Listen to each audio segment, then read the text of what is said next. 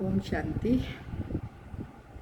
बाबा बच्चों को लेने के लिए आया है और जाएंगे हम बाबा के साथ। जब ज्ञान योग के पंख होंगे उनसे उड़ेंगे।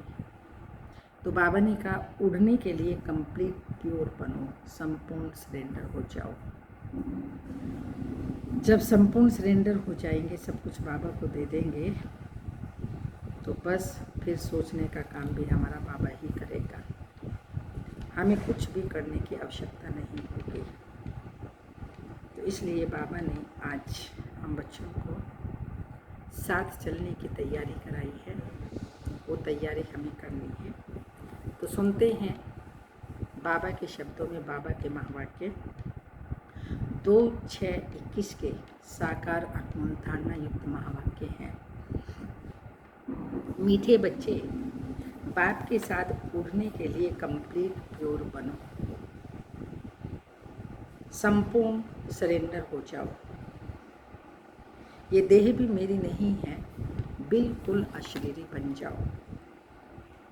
क्वेश्चन है, ऊंची मंजिल पर पहुंचने के लिए कौन सा डर निकल जाना चाहिए? आंसर है, कई बच्चे माया के तूफानों से बहुत डरते हैं। कहते हैं बाबा तूफान बहुत हैरान करते हैं, इनको रोक लो। बाबा कहते हैं बच्चे ये तो बॉक्सिंग है। उस बॉक्सिंग में भी ऐसा नहीं, एक ही ओर से वार होता रहे। अगर एक 10 थप्पड़ मारता है तो दूसरा 5 जरूर मारेगा। इसलिए तुम्हें डरना नहीं है, महावीर बन विजयी बनना है, तब ऊंची मंजिल पर पहुंच सकेंगे। गीत है, दर पर आए हैं कसम लेके। ओम शांति। यह बच्चों ने गीत सुना, जरूर गीत में कोई रहस्य भरा हुआ है। क्या रहस्य भरा हुआ है गीत में? बाबा के दर पर आए हैं, जब तक प्राण है, जान है, तब तक बाबा के रहेंगे। लाख दुनिया की परिस्थितियाँ आती रहें, हम उनको पार करके भी बाबा के बने रहेंगे। जो रिकॉर्ड खरीद कर बाप बैठ इनका अर्थ समझाते हैं, इसको कहा जाता है जीते जी मरकर बाप का बनना। जी रहे हैं पर पुराने संस्कारों, पुरानी दुनिया से मर गए और नए संस्कारों में बाबा के बन गए। बाप का बनने के बाद टीचर का बनना, टीचर के बाद फिर मेजॉरिटी गुरु करते हैं। क्रिश्चियन लोग को भी जब बच्चा पैदा होता है तो क्रिश्चियनाइज करते हैं, गुरु की गोद में जाकर देते हैं। फिर पादरी हो या कोई भी हो, पादरी तो क्राइस्ट नहीं हुआ, कहेंगे उनके नाम पर हम क्रिश्चियन बनते हैं। अभी तुम बच्चे पहले बाप के बनते हो तो अशरीरी बनते हो। हमारा तन मन धन जो भी कुछ है वह बाबा को अर्पण करते हैं। जीते जी मरते हैं, अर्थात हम आत्मा उनके बनते हैं। यह बुद्धि में रहना है। जो भी मेरी वस्तु है, मेरा शरीर, मेरा धन दौलत संबंधी आदि जो कुछ है, सबको भूलते हैं। मरने के बाद सब भूल जाता है ना, कितनी बड़ी मंजिल है। हम अशरीरी आत्मा हैं, ये पक्का करना है। ऐसे नहीं तुम शरीर छोड़ मर पड़ते हो, नहीं। आत्मा कंप्लीट पवित्र थोड़ी बनी है। बल बाप के बने हो, परंतु बाबा कहते हैं तुम्हारी आत्मा अपवित्र है। आत्मा के पंख टूटे हुए हैं। अभी आत्मा उड़ नहीं सकेगी। तमो प्रधान होने के कारण एक भी मनुष्य वापस नहीं जा सकते। माया ने एकदम पंख तोड़ दिए हैं। बाबा ने समझाया आत्मा सबसे तीखी जाती है, उनसे तीखी चीज कोई होती नहीं। आत्मा से कोई पहुंच नहीं सकता। पिछाड़ी में मच्छरों सदस्य सब आत्माएं भागती हैं।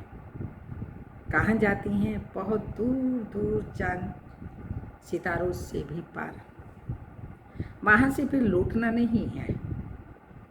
उन्हों के रॉकेट आदि तो जाकर फिर लौट आते हैं, सूर्य तक तो पहुँच नहीं सकते।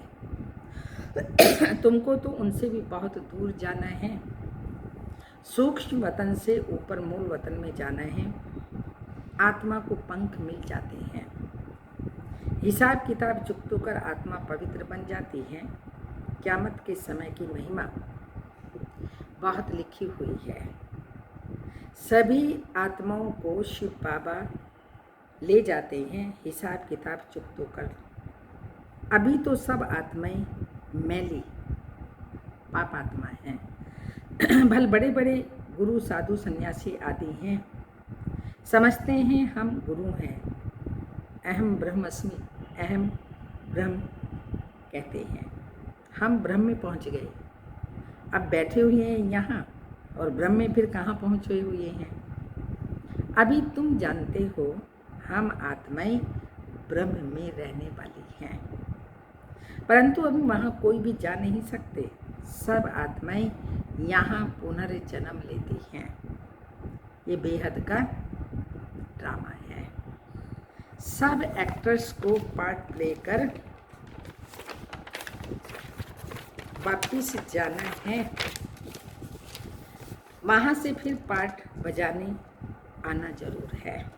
सबकी आत्मा स्टेज पर आई हैं। जब विनाश का समय होता है तो सब आ जाते हैं।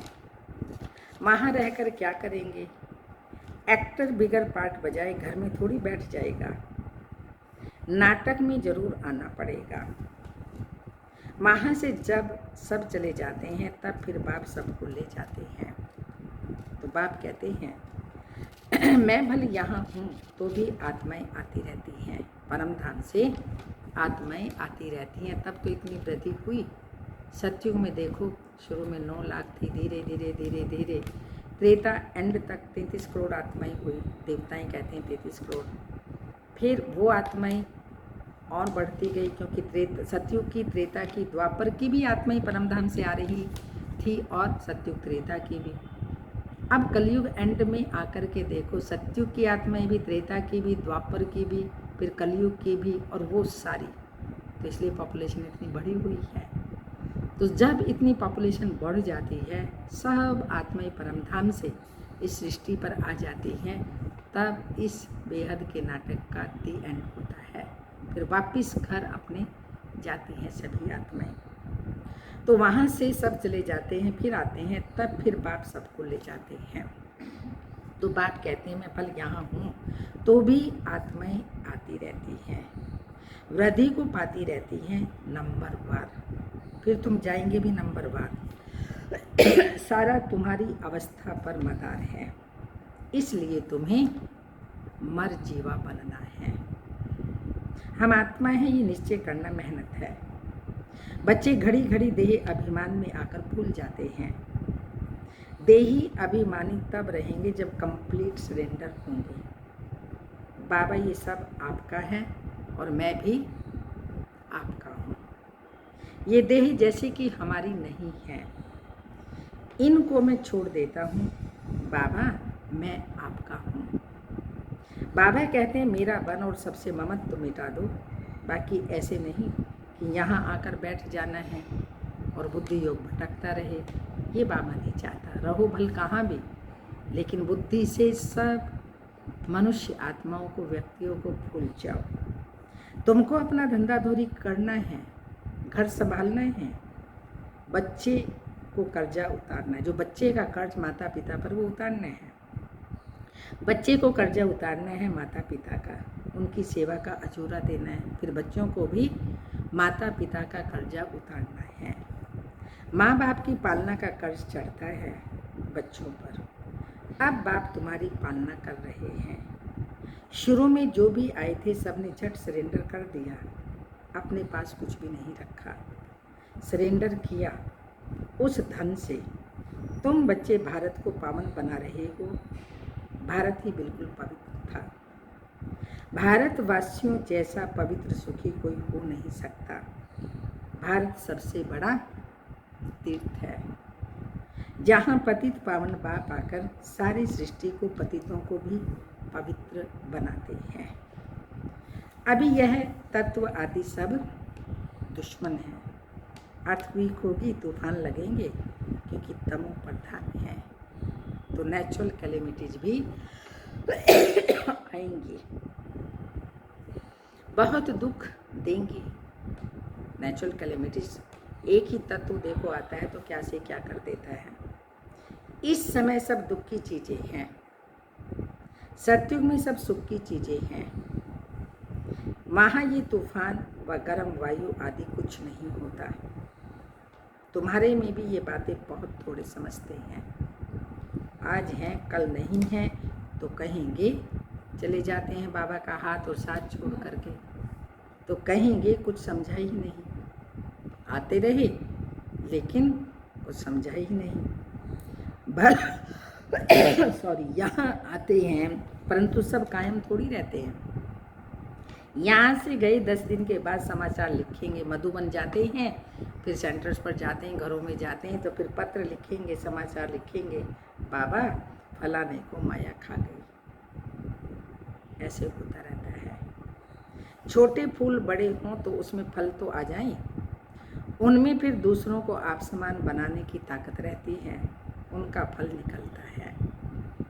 बाप के बने फिर प्रजा भी बनानी है, वारिस भी बनाना है।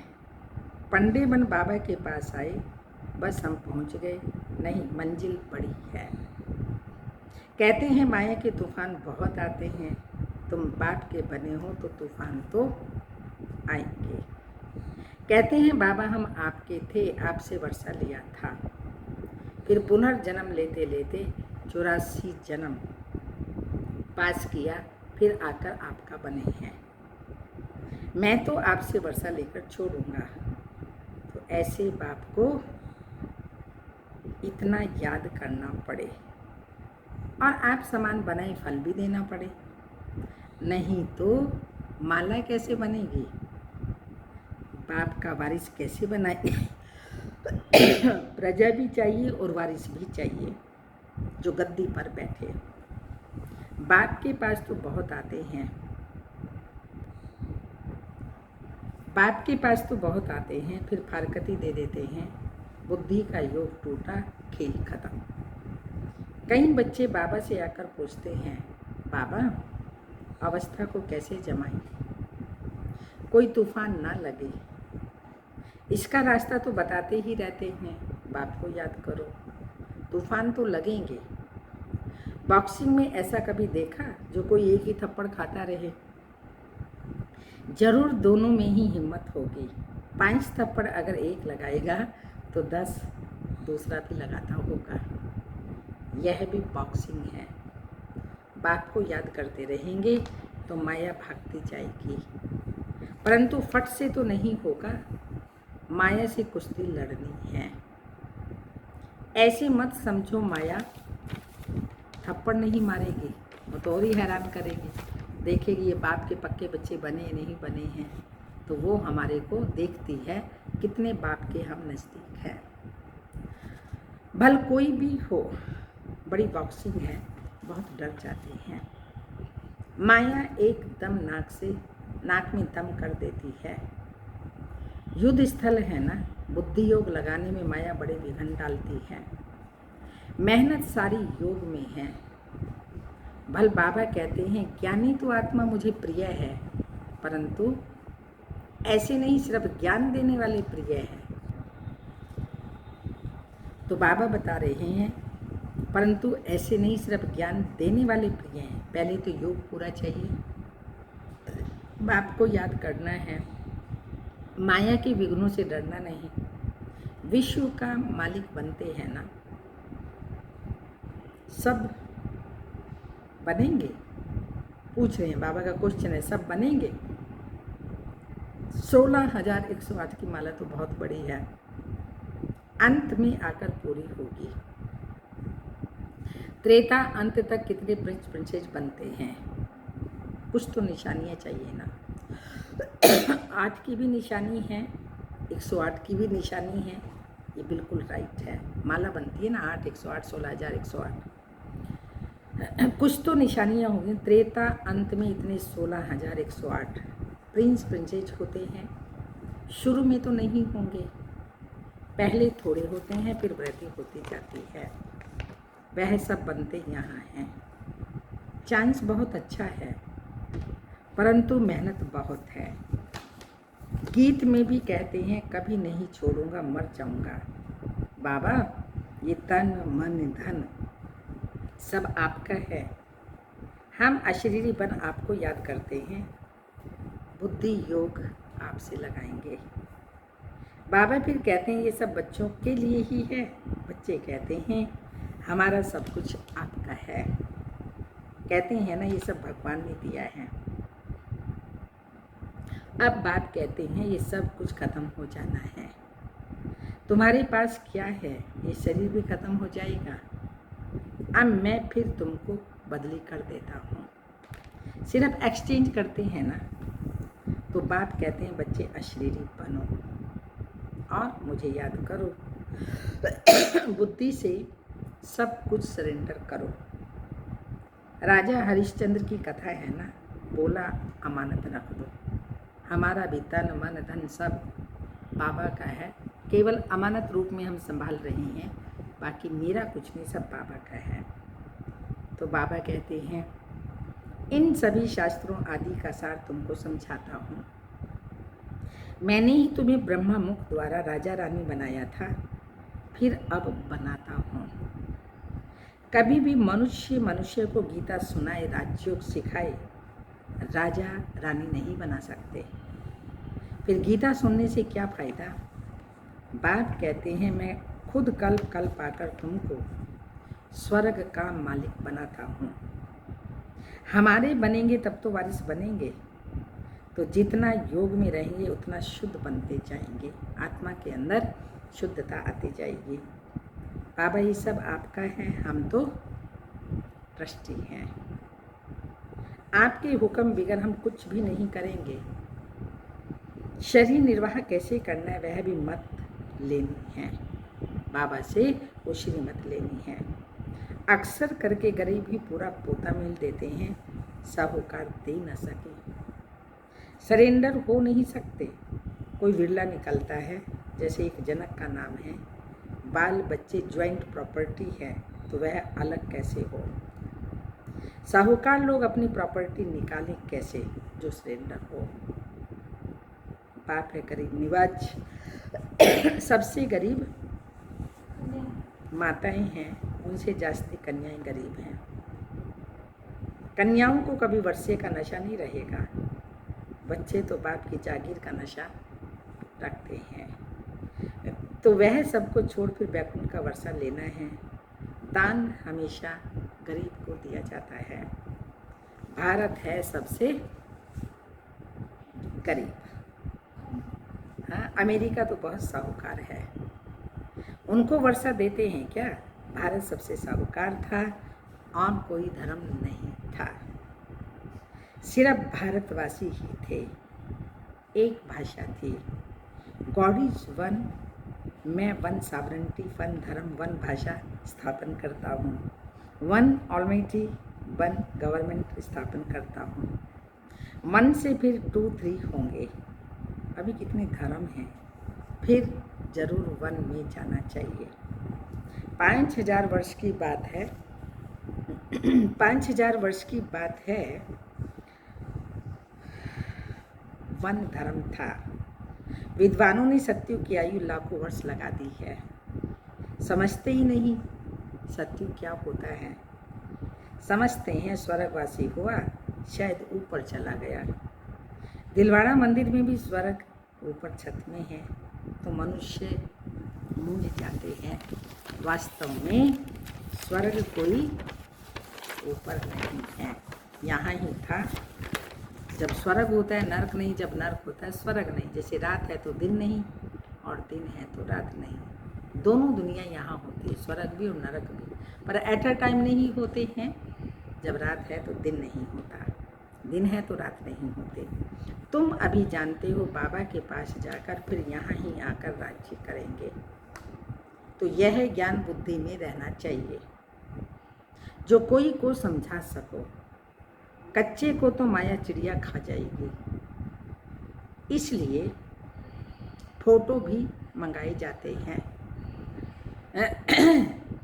रजिस्टर रखा जाता है, बाबा के पास समाचार आता है, फलाने ने एक ही ऐसा ज्ञान का तीर मारा जो मैं बाबा का बन गया। शास्त्रों में लिखा हुआ है, कुमारियों द्वारा बाण मरवाए। अरे बाप को क्यों भूले हो? इसको ज्ञान बाण कहा जाता है। सिर्फ बाप की याद दिलानी है, बाकी कोई हिंसक बाण की बात नहीं है। बाबा कहते मैं ब्रह्मा मुख से सब शास्त्रों का राज तुम्हें समझाता हूँ। ब्रह्मा तो जरूर यहाँ होना चाहिए ना।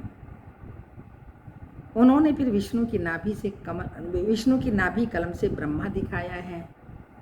जानते कुछ भी नहीं है। मनुष्यों को तो जो आया सो लिख दिया।